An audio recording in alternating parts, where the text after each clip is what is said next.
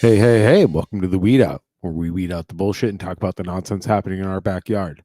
I'm Spencer Fox Peterson. It's flying solo today. This is going to be a shorter episode, but wanted to update the community on what's happening in Northampton.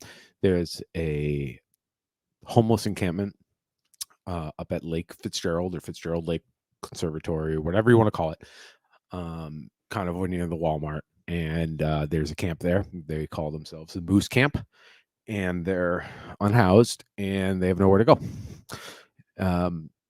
They were slated to be evicted today on October 7th, 2024. And there was bodies there of local activists and local camp defenders in the way. So it looks, as for today, the sweep, the eviction, and no arrests happened. So that's great. None of that happened.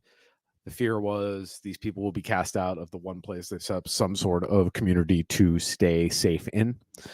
Now, here at the Weed Out, it's a policy. We believe it's a policy choice that people don't have housing and that housing is so expensive. It's a policy choice. We value property over people, and that's why we're here. So I just want to say solidarity to the people that are standing in the way of the state, harming these people that need help. They're people that need some sort of leg up, man. Like, nobody gets there without society failing them in some regard. And there's a million arguments to be made. We could sit here and I could argue and counterpoint argument every single one, but I question the argument itself. Why are we arguing over people living in tents? I understand that there's safety concerns, sanitation concerns. Well, okay, so why is housing fucking put behind a barrier? Why is housing so hard to get? You can't get a job. You can't hold a job. You can't really vote very easily. You can't hold the bills if you don't have an address to mail the shit to. Then we're like, get up off your fucking ass. And it's like, that's not how it works. And we all know that. And it doesn't have to be this way. So I actually will be honest with you. I didn't know about Moose Camp when its existence. I mean, I know of camps around Northampton. I mean, I walk around a lot and I drive around a lot. So I'm familiar with stuff, but I didn't know there was an organizing effort behind keeping them safe. I happened to just stumble across it on Instagram. There's an account called all.camps.are.beautiful. All camps are beautiful. No more sweeps in Northampton. It seems to be anonymous. It's friends with a few of mutuals. So I saw their flyers and their posts regarding Moose Camp and how the community is responding to protect the camp. So shout out to them. And there's many other people organizing around this. It's not just them, but this is how I found it. I'm going to actually share the post that I saw. So if you're watching on YouTube, you can follow along. I'm going to screen share it now. And if you're not, I will describe what we're looking at. So here we got help Moose Camp keep their home. There's a little infographic there. But yeah, I saw this cool little flyer, hand-drawn flyer, all out for Moose Camp, Monday, October 7th at 9:30 a.m. Cook Avenue, Northampton. And I made I showed up there just to kind of get a lay of the land. And there was probably 50 people there. And I don't know what the logic is, but I can imagine it's rich people don't want to see this shit. Rich town folk don't want to see this shit, and they don't want to deal with the problems. And this problem is not a Northampton problem; it's an everywhere problem.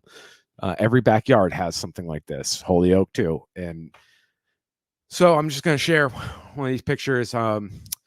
Quote: "We have no choice," and it's a picture of Officer Victor Caputo, the chief of staff for the mayor and the director of human health services, I believe, here. And these are the people making the choice. It's a nice little post. And then the next slide on that infographic is the Commissioner of Health and Human Services, Meredith O'Leary. She's available at 413-587-1214.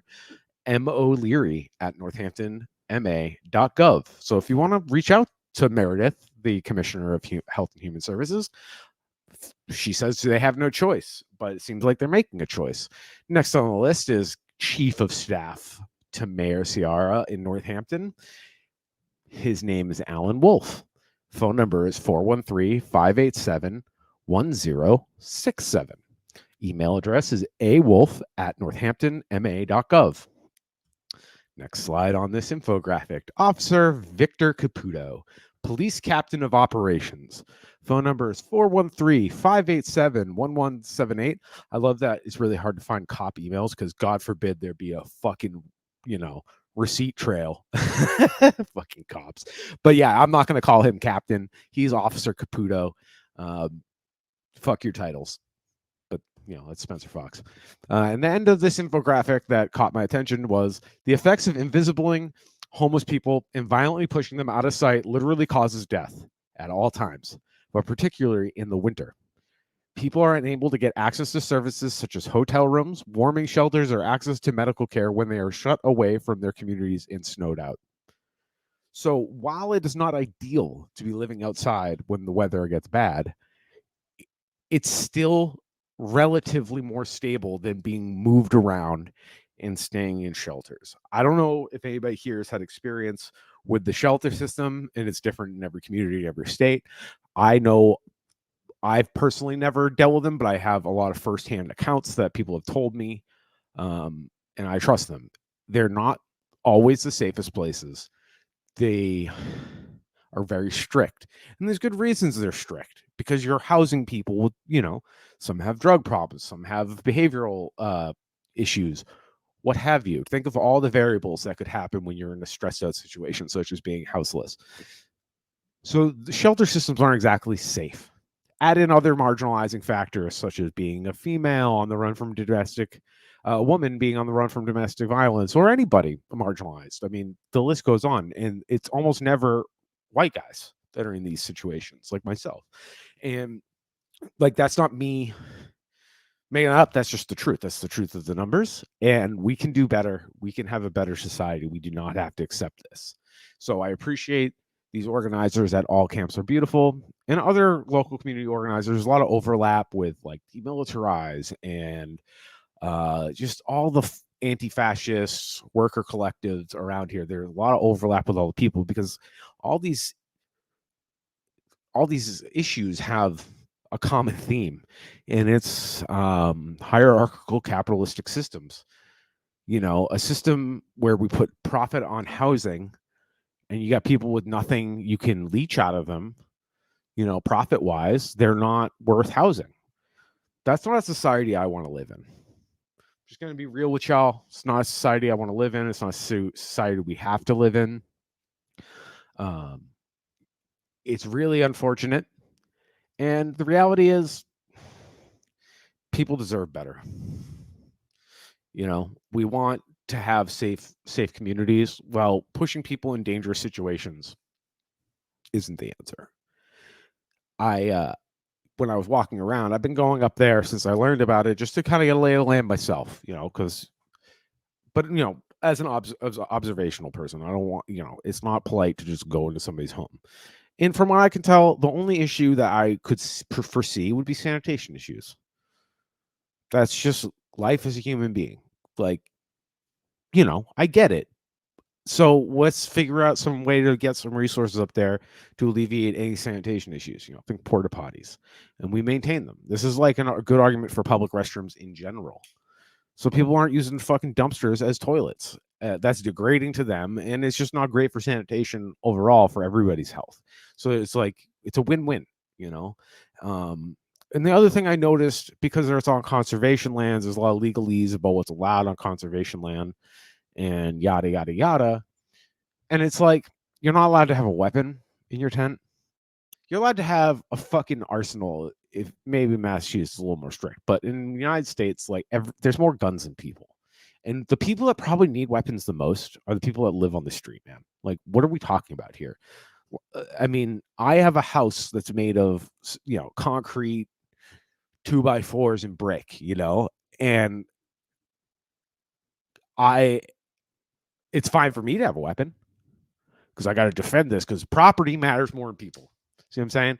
They don't care that you have to defend your tent. They think you're worthless. And the reality is we're all one step away from this reality that we could be in the similar situation. Think about if a natural disaster happens on a house, we're all on for-profit insurance and they won't want to pay out. We don't socialize any of these problems, and then we get left out in the cold because everything's controlled by private interests. Think private insurance, or private equity buying up health facilities, or there's a million reasons. The privatization and capitalization of this society is what causes these problems, and you can't alleviate by using capitalist solutions. And even if so, we've successfully dehumanized these people, and that's not okay. I see people that need a hand, and it's not me to tell them what they need, but it is up to us as a society to help with these issues. So criminalizing drugs, houselessness, all that stuff, it doesn't help anybody but oligarchs. And there's a tie between prisons to slave labor to labor being used by big corporations that are worth billions and billions and billions and billions and billions of dollars. And this is how it happens. And it's socialized. The cost of rounding these people up is socialized. The taxpayer has to pay for this, and then we have to pay for them to stay in a prison. So why can't we pay for them, for all of us to have housing? This should be a shared cost of life. Like this, food, housing, health insurance. We all need it. We all need clean water. It's a no-brainer. It doesn't give anybody a fucking leg up. It means you're not a monster. It means we're not monsters. Like this sick need of needing to prove your worth. Basic needs of existence. It's despicable. And then on top of that, we'll bulldoze your fucking tent if that's all you got, and you have to start all over again. What if they just got a job and all their shit's gone? All their next day's worth of clothes. You don't have a fucking house. It's not easy to clean clothes. It's not easy to cook. It's not easy to be nourished. It's your transportation is unreliable because it's either your feet or a bike. You hurt your back at work, it's gonna be really hard to fucking walk there. So it's just not necessary. We can do better, and we will do better. So I just want to get the word out on the Weed Out. Just want to get the word out to everybody that we can do better. We should do better. And if anybody has any questions or resources they want us to get out there, please reach us at theweedout@gmail.com or on social media. You can find us anywhere. Just go to our website, find our link tree. There's a million ways you can find us. Always feel free to reach out. We're pretty active on the DMs and all that stuff. So if you have any questions or you need to be put in contact with somebody that we've talked about on the show, that would be great. I'd be more than happy to help you. And I don't know. That's really it today. I just want to give an update and a little rant about the housing situation and Moose Camp in Northampton at Lake Fitzgerald. Please find people that are organizing on this on social media. There's a lot on Instagram, and if you can help or in any way, or just get the word out, share this podcast, share the post that I talked about on social media. I would really appreciate it, because the more people know, the less things that can happen in the dark, and we can do better, and we will do better. So just keep weeding out the bullshit. I'm Spencer Fox Peterson. Catch you next time.